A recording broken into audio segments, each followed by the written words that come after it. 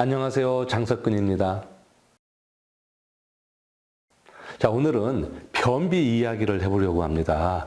얼마 전에 심각한 변비로 고생하는 상담하신 분이 제가 추천한 내용대로 생활을 한 결과 많은 부분이 도움이 됐다라면서 연락을 해왔습니다. 그 애절함을 지금도 잊을 수가 없는데요.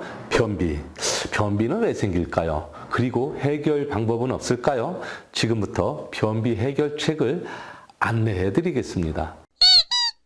변비는 우리가 먹은 음식을 제대로 소화시켜서 내보내지 못하는 일입니다. 쉽게 말해서 똥을 누울 수가 없는 일이지요. 그 고통은 정말 경험해보지 못한 사람은 모를 것입니다. 우리나라 전체 인구의 약 10% 이상이 변비로 고생하고 있습니다. 그렇다면 변비는 성별을 가릴까요? 네, 안타깝게도 여성이 남성보다 무려 3, 4배 이상 더 높은 것이 사실입니다. 그 이유는 무리한 다이어트와 스트레스, 임신 등 여러 가지가 있겠지만 바로 여성 호르몬 때문에 그렇습니다. 이 여성 호르몬이 대장의 운동을 억제하는 데다가 황체 호르몬이 왕성해지는 임신 중이나 배란일로부터 생리 전까지는 변비가 더 심해질 수가 있는 것입니다. 이런 변비가 오래도록 지속되면요, 개실질환이나 항문의 치액, 치열 등의 질환이 발생할 수 있기 때문에 변비는 남녀노소 꼭 개선을 해야 할 이유인 것입니다. 그렇다면 변비의 원인은 뭘까요? 그 원인은 대부분 불규칙한 배변 습관 때문입니다.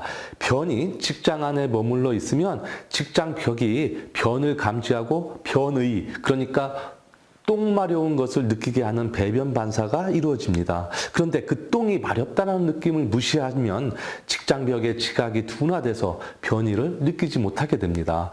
그래서 대부분 직장 생활을 하는 사람들이 업무상 그걸 참느라고 그 똥 마려운 느낌을 연기시키면서 변비의 고통이 시작된다는 그런 말입니다. 그런데 특별하게 변비를 일으킬 만한 유발 원인이 없는데도 변비가 생기는 경우도 있습니다.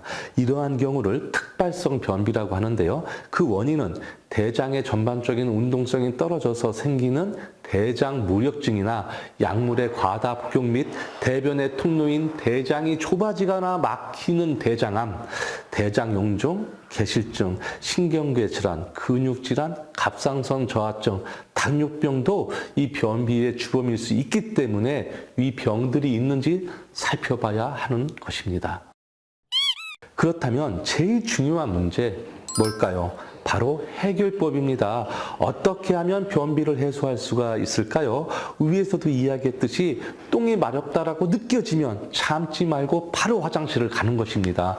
또한 습관의 문제이니까 1일 1동을 위해 마렵지 않더라도 규칙적으로 변기에 앉는 습관을 들이는 것도 매우 중요합니다. 하지만 10분 이상 억지로 힘을 주게 되면 혈압 상승 및 항문 질환의 2차 피해를 볼 수가 있기 때문에 내가 매일 이 시간에 똥을 내보내겠다라고 장에게 신호를 주고 인식을 시키면 어느 날부터는 자연스럽게 변을 볼 수가 있는 것입니다. 정리를 하면 이렇습니다. 똥이 마렵다? 그러면 참지 말고 간다. 그리고 안 마려워도 규칙적인 시간에 가서 똥아 나와라 하고 주문을 외우면서 습관을 들인다입니다.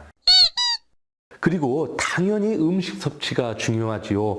무엇을 먹었느냐에 따라 장의 활동이 달라질 수 있기 때문에 장이 소화하기 힘든 음식인지 장이 좋아할 음식인지 생각을 하고 드시면 참 편합니다. 특히 인스턴트 음식이나 포화지방이 많은 음식일수록 장은 그 음식을 흡수하고 분해하고 소화시키기 위해 정말 많은 고통으로 일을 해야 할 것입니다. 왜 장에게 그런 고통을 줍니까? 장은 그런 거 싫어하니까 오늘부터라도 장이 좋아할 만한 음식만 드시기를 강력하게 추천합니다. 어떤 분은 변비 해결을 위해 물을 많이 마시라고 하더라고요. 틀린 이야기는 아니지만 물은 대부분 소변으로 빠져나가게 되지요. 장이 원활한 활동을 하기 위해서는 먹어도 몸에 소화되지 않고 지방으로 쌓이지 않으면서 배출되는 성질을 갖고 자라서 장까지 가는 물질이 필요한데요. 그게 뭘까요? 바로 식이섬유입니다. 제6의 영양소라고도 불리는 이 식이섬유의 중요성은 이미 다들 상식으로 알고 있으실 겁니다.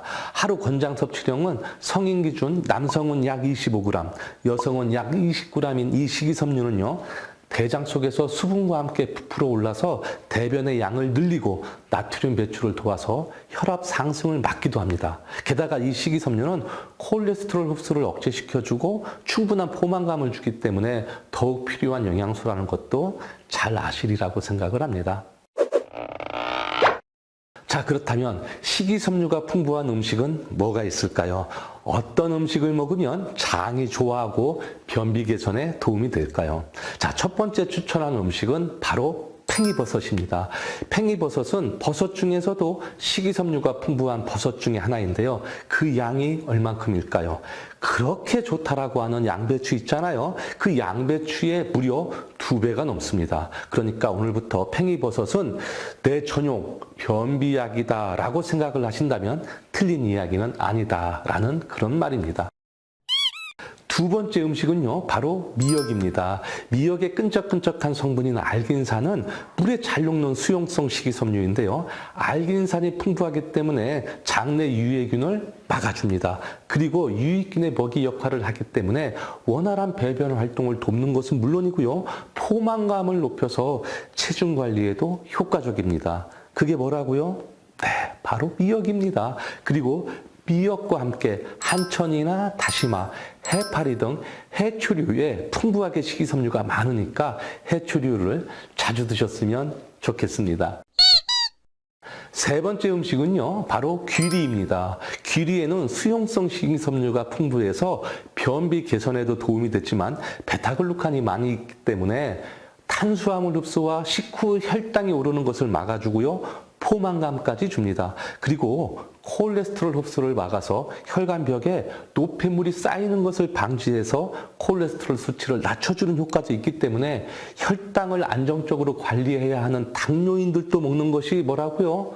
네, 바로 귀리입니다. 네 번째 음식은 바로 아보카도입니다.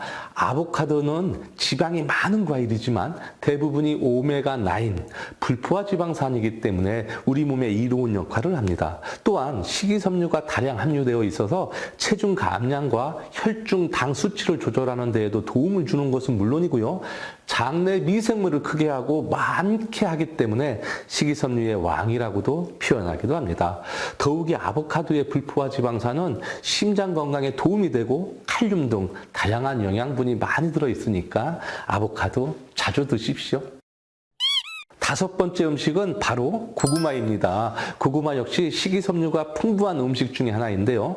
고구마의 식이섬유는 대장 운동을 활발하게 해서 배변 활동을 돕기 때문에 변비를 예방한다라고 많이들 알고 있으실 겁니다. 또 칼로리는 낮고 포만감을 높여서 체중 조절에도 효과적인데요. 흔히 우리가 먹는 호박고구마와 밤고구마, 그 고구마들 중에서 어디에 섬유수가 많을까요?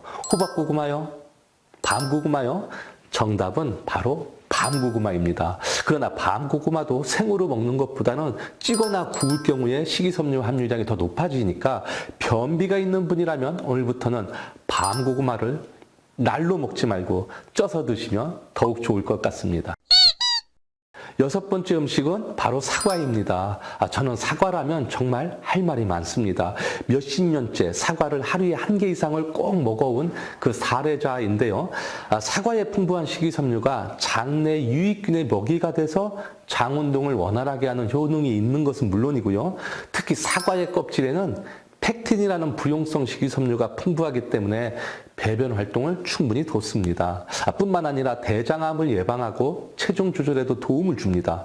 또 사과의 식이섬유는 콜레스테롤 배출을 도와서 콜레스테롤 수치와 혈압을 낮춰주기 때문에 동맥경화 및 성인병 예방에도 효과적이라는 것쯤은 이제 다 상식으로 아실 테니까 저처럼 무엇이든지 잘 먹고 식탐의 왕 태우민이라면, 그래서 대장암이 걱정인 사람이라면 사과를 꼭 드십시오. 단 껍질을 꼭 드십시오. 사과는 껍질을 벗기는 순간 먹을 의미가 거의 없다고 해도 과언이 아닌 만큼 껍질을 먹어야 할 과일입니다. 사과에 대한 영상은 이미 올려놓은 영상이 많이 있으니까 이 영상을 다 보신 후 유튜브에서 장석훈 TV를 검색하셔서 나머지 영상을 다 보시면 큰 도움이 되실 겁니다.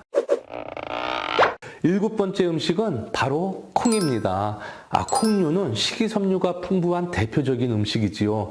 그 중에서도 콩비지는 식이섬유 함유량이 가장 뛰어난데요. 콩비지는 콩을 간 후에 한번 눌러준 것으로 수분 함량은 적은 대신에 식이섬유 함량은 증가합니다. 얼마까지 증가할까요? 약 3배, 그러니까 최대 중량 65%까지 증가됩니다. 또한 콩비지는 불용성 식이섬유가 풍부하기 때문에 포만감을 높여서 다이어트에도 효과적일 뿐만 아니라 성인병을 예방하는 탁월하다는 것, 이 정도는 다 아시지요? 이 밖에도 많습니다. 백미와 현미보다 식이섬유가 8배 이상 높은 아마씨도 있고요. 생으로 먹기보다는 익혀 먹을 때 소화 흡수율이 2배가 높은 양배추. 그렇게 좋다라고 하는 레몬보다 무려 52배나 식이섬유가 많은 카카오 닙스. 특유의 향긋한 향이 좋아서 생으로 먹거나 주로 스무디로 갈아서 먹는 샐러리 등 이런 음식들이 식이섬유가 굉장히 많은 음식들이니까 자주 챙겨 드셨으면 좋겠습니다. 또한 변비 개선을 위해서는 생활요법도 매우 중요합니다.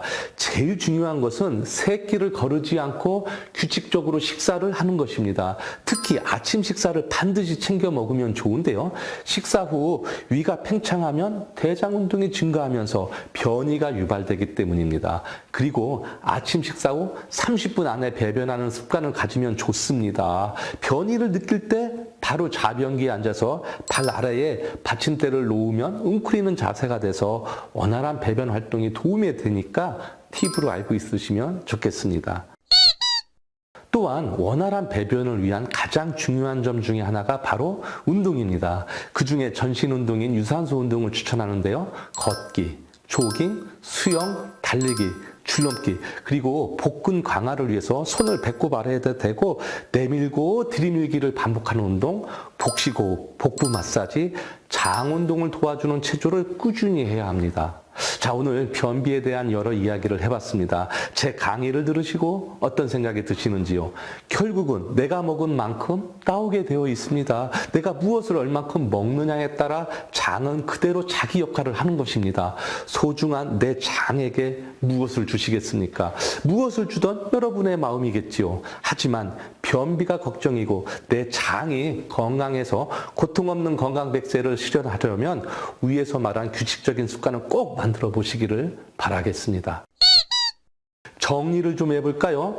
똥이 마렵다는 신호가 오면 참지 말고 바로 화장실에 간다. 설령 똥이 안 마렵다 하더라도 아침 식사 후 30분 내에 자변기에 발을 높게 하고 나는 이맘때쯤 똥을 누고 싶다라고 장에게 신호를 매일 보낸다. 식이섬유가 많은 음식들로 식단을 짜서 매일 잘 챙겨 먹는다. 기름기가 많은 전이나 튀긴 음식을 피한다. 규칙적인 장 마사지나 운동을 한다. 어떠세요? 쉽죠? 무엇이든 습관입니다. 오늘부터 장이 좋아하는 일만 하시기를 꼭 당부드리면서 오늘 영상은 여기까지 하겠습니다. 잘 보셨다면 좋아요와 구독도 눌러주시고요. 이 영상을 주변에 널리 알려서 다 함께 변비 없는 건강한 아름다운 삶을 살았으면 좋겠습니다. 장석근이었습니다.